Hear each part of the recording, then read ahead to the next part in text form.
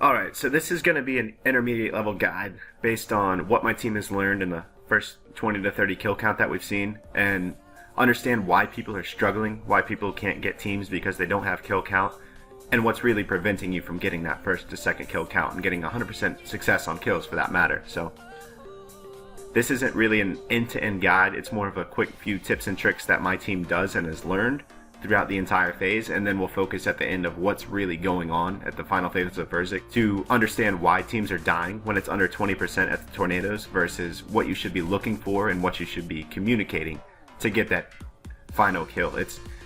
This boss is a lot easier than most people think once you know to look for things, so this is simply aimed at that. It's not the end-to-end guide, it's showing you what you should be doing at the points of failure and how you can get going on kill count going forward. So 2 quick setups. There's going to be 1 melee, 1 range. It doesn't matter who's really doing what. The whole crux of things is you need 1 Kodai and 2 tridents per team. Everyone else can kind of do what they're comfortable with.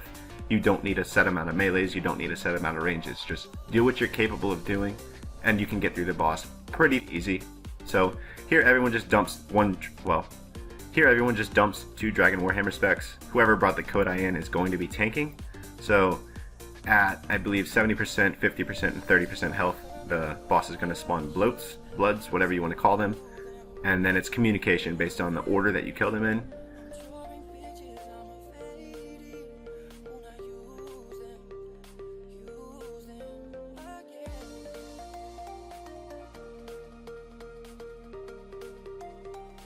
Up on the screen is going to be the order that we do. There's a barrage zone that you can clump everything at, and the other 3 that have the kill message on it, you can't catch them in a clump, so just go ahead and kill them after you barrage them once if you can. Everything else should be timed correctly to put it in the clump here in the middle. Your tank's going to blood barrage, everyone else is going to do damage, and from that point forward it's just a repetitive effort. So I'll show one more mechanic that we do with the tank. It's a primary tank and secondary tank line, and everyone else does damage at the end, but it basically allows you to get to as low HP as you can, and then you can switch without having a communication failure. So here we have a tank area. Whoever's doing the main tank stands in front at all times, everyone else is behind him. Directly behind that is your secondary tank, so whenever the primary needs to heal, he'll automatically run behind the second tank. That's when the second becomes primary and someone else gets in the spot to be the second at that point. So a lot of teams fail here because they don't know who's tanking. There's really no reason to spread out randomly throughout the room. There should only be 1 person primary, 1 person secondary, the rest are just doing damage, and it's a pretty consistently easy boss, and it'll get you through with consistent kills.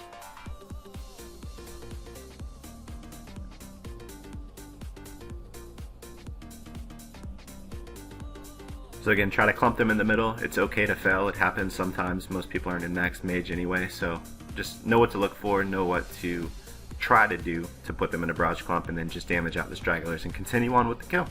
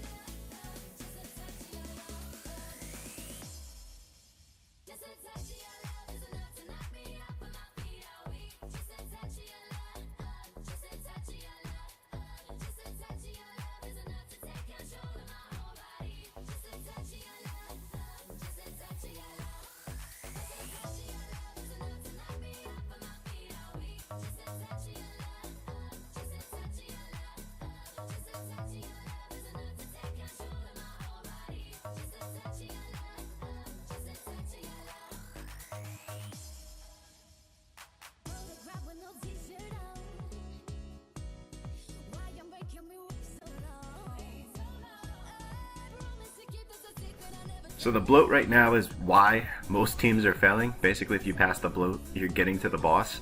Jagex knows there's mechanics to work out that they're working on right now, but for now, just kind of brute force your way through it. One person goes in the room, and there's 3 different strategies to this. So the first wave, everyone will be whipping. Everyone should have a salve amulet on. And then once that's down, the second phase, everyone will declaw 2 specs. And then the third phase and fourth and so on, you'll go back to whipping again. And the whole motive behind that I've learned so far is the more damage you do, the slower it will walk. So that's why we claw second phase. It continues to walk. And then third phase, if we can get it down in time, you really don't have to worry about it running. Sometimes you do, but if you're doing damage fast enough and quick enough, you get a free pass on the first and second turn.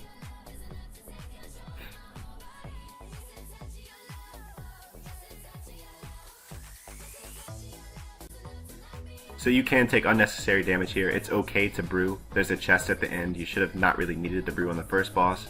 The second boss, it's okay. You can do up to about, I think, 8 to 10 on average brews down by the team to get them back. So don't really worry about conserving your health. Just worry about staying alive. And to do that, we usually stay above 70 HP in case you get randomly attacked by the falling feet or falling hands. And then the flies can kind of screw you over sometimes, but just heal up. Just brew out if you need to, and try not to get frustrated, because when people aren't really focusing here, that's when you die. So just kind of stay calm.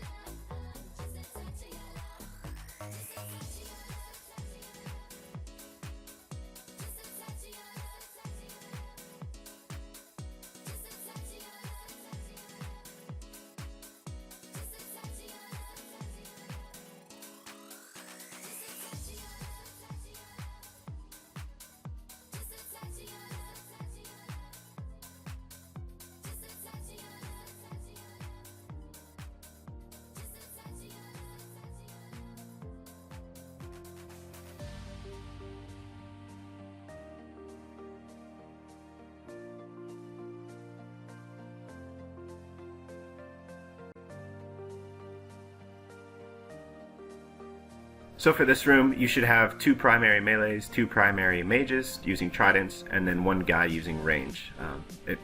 Rune darts are fine. Our team uses dragon darts just because we can, but rune is really all you need. And the whole motive here is you want a primary on the west for melee, you want a primary on the east for melee, and you split the south.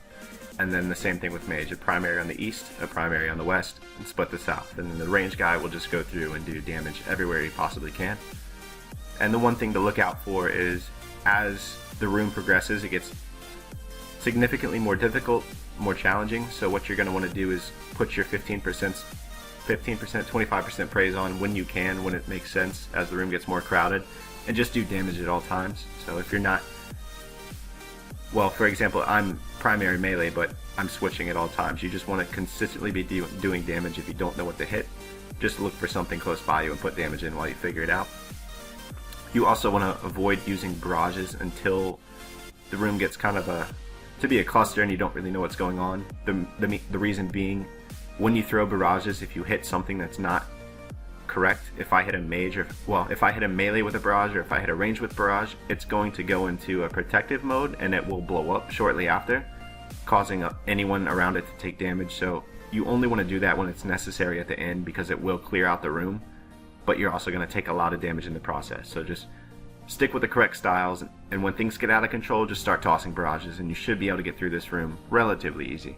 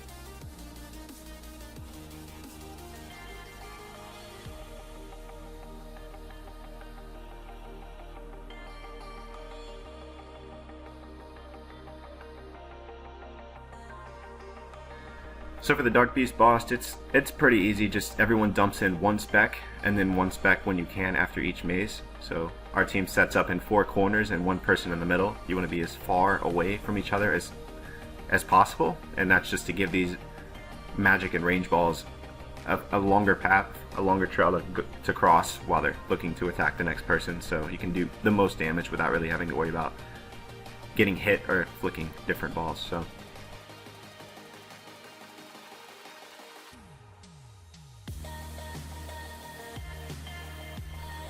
So when the red ball comes out, you just want to focus on continuing doing damage, because sometimes you can skip it and then you get in this maze phase. During the maze, you want to go ahead and put on your Warhammer, get ready to spec again immediately following the maze, so when one person goes, everyone follows, and just try to stay in a consistent unit. If you misclick, everyone's going to take damage around you, but it's really not that big of a deal. Just keep moving and try not to blow up your entire team. If you misclick once, just get back on path. So you'll get out, you'll spec it once again, spec it whenever you can from this point forward, and just continue to range it and DPS it down.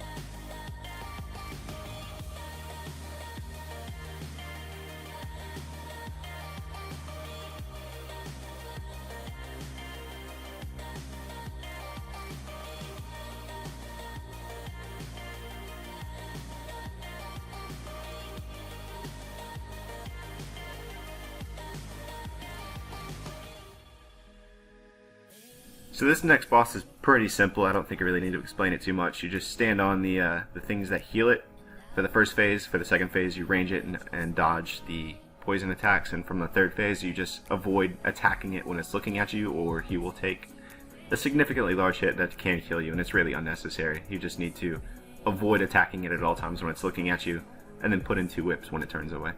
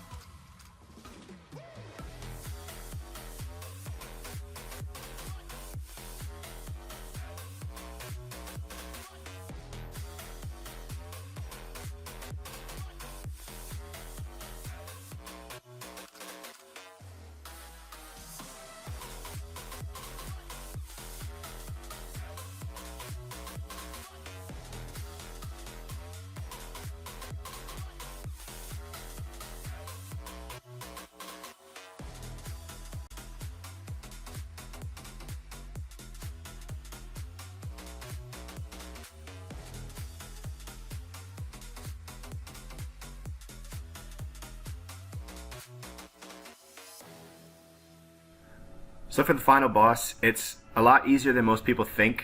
It's more about communication and knowing what to look for, and we'll walk through that as you watch a live kill of my team, and we do get an item at the end. But what we're going to do is spread out and drop brews initially, so nothing's stacked on top of each other and in different areas. So as people run around in panic mode on the third phase, there's always something close to you. So you want to keep about 4 brews on you, you want to keep about 4 restores or praise combined, and then you go into the kill. So the order of specking is usually on the top left of the screen. Whoever's on the top ball, the red ball in the top left, they go first, and then it goes top to bottom. So 2 specs each, come back over on the pile, dot, drop your staff, and the next person goes.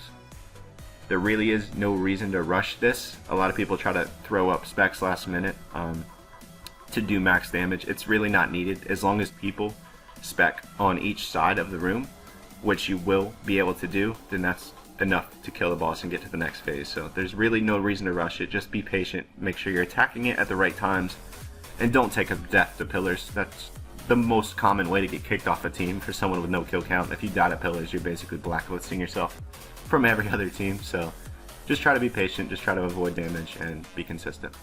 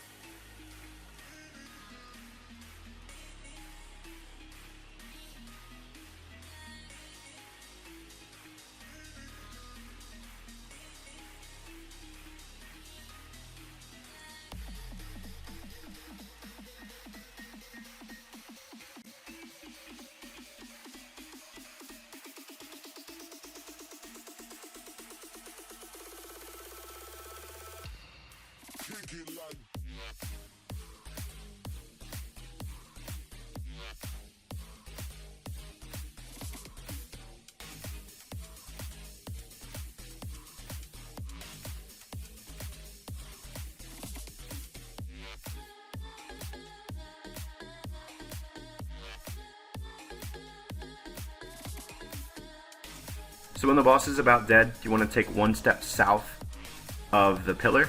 The reason being is when it crumples, it will hit you a relatively large number. That's unnecessary damage, and again, an easy way to get you kicked off teams. So just know that when it's about to fall, get off the pillar. And then from this point forward, it's pretty easy. All you're doing is dodging these range attacks, and when crabs come up, you freeze them and get into a position where they cannot hit you. And then you'll just keep doing damage. So again, it doesn't matter if you have a team of 5 rangers, it doesn't matter if you have a team of 5 meleeers. It's just knowing how to avoid attacks, knowing what's coming next, and avoiding these ranged attacks, which will stack on you and drain your brews relatively quickly. So everything can be avoided here as far as damage.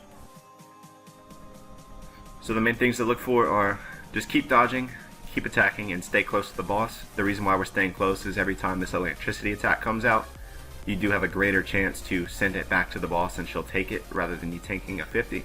So keep everyone kind of close. If you're not all meleeing, just range it by walking close like this guy here is to the south, and you should be able to get through this boss fairly simply. When the crabs come out, again, just freeze them, make sure they're frozen, and then you're good to go to continue attacking. Just make sure you're in a safe distance away from the crab, or they will blow up next to you, and that can take you either from a 75 to a 50 to a 10, depending on how close you are to it. Other than that, just get it down.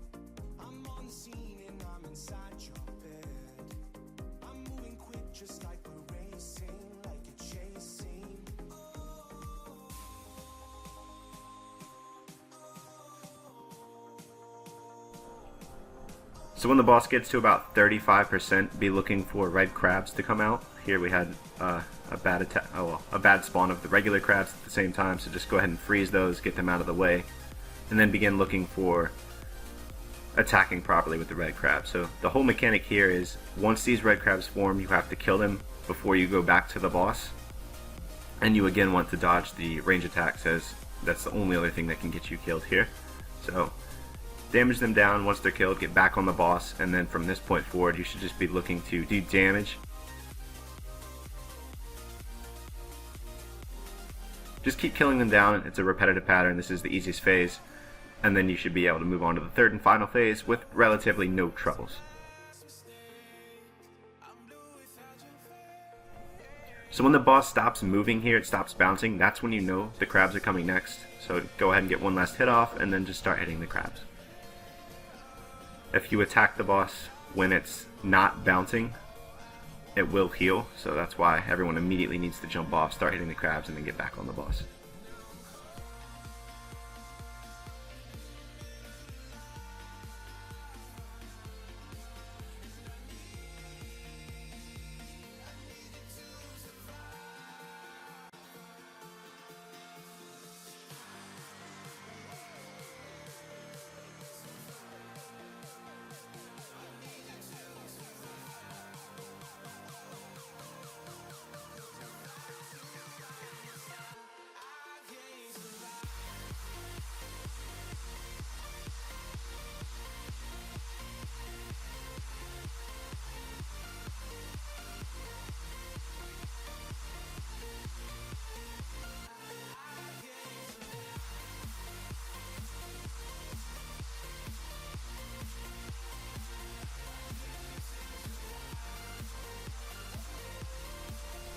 So once you kill it, you're at the third and final phase. This is where most people have difficulty, and what I've done is put the attack styles that are relevant to this phase on the screen. This entire phase it's just a pattern, so if you know what to look for, you know what's coming next, you need to just stay calm, keep your HP up, and whoever's tanking, run the room properly. This should be a guaranteed kill every single time. For whoever's tanking, you're going to want to run the room like Sarah God Wars, corner to corner, do damage in between, and make sure you have max distance between you and the boss. The reason being is if the boss hits you, it will melee everyone surrounding it in the close proximity to it. So stay away from it if you're chosen, if you're targeted. Just keep moving in a pace that allows you to do damage, and stay max distance from the boss so no one else has to get hit either.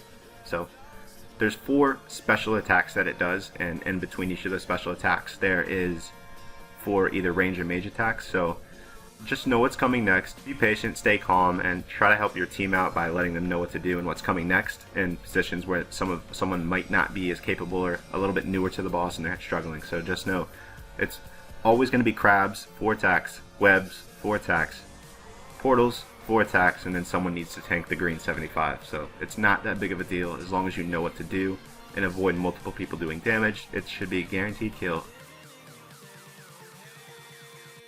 So we just had webs. What's coming next is going to be 4 attacks and portals. So what we usually do is say, hey, everyone spread out, portals are about to come, pick the one that's close to you. If for some reason you can't get to a portal, what you want to do is just eat up your HP, stay above about 90 to 100 if you know you're going to take damage. It's okay to take damage. It's not going to kill your team, just don't really cause mass panic. Tell the team you're tanking, and then eat out of it, get ready for the next phase, and continue on with the kill. So we just had the yellow portals. What's coming next is the big green ball.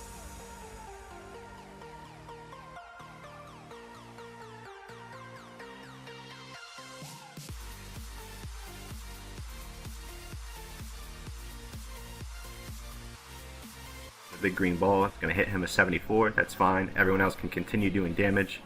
You don't need to know the mechanic to bounce that 74 off multiple people, bounce that green ball off multiple people.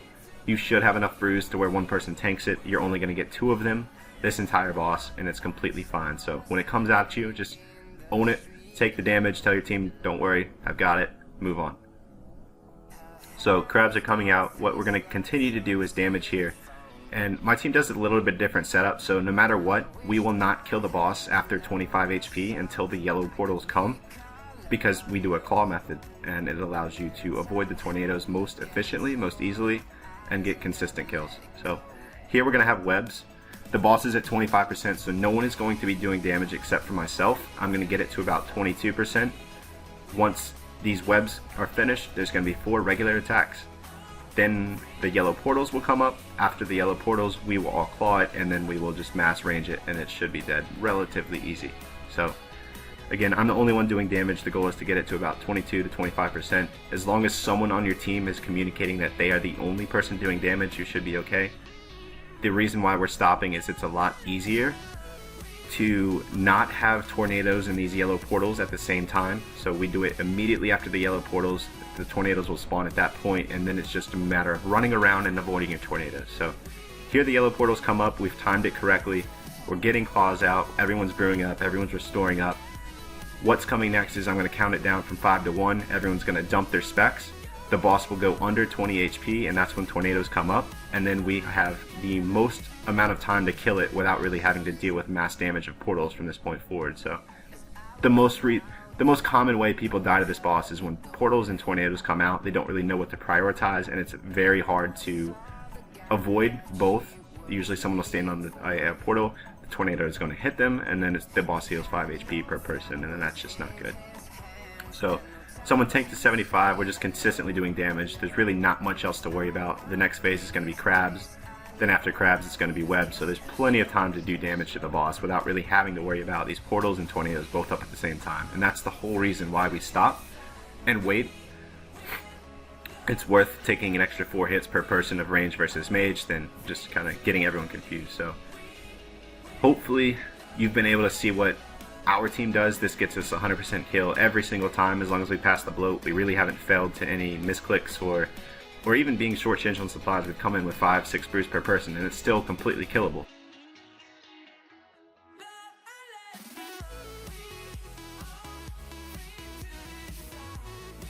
Yep. My name again. Who's is it? Oh, come on. Hold on. Come on. I feel it. Scythe. Let's go. What is it? Oh. Come on. You guys ready? What is it? Yeah. Scythe. Come on. Come on. Oh! Holy shit! No way.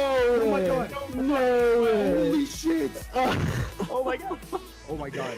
Oh my god! Holy fuck.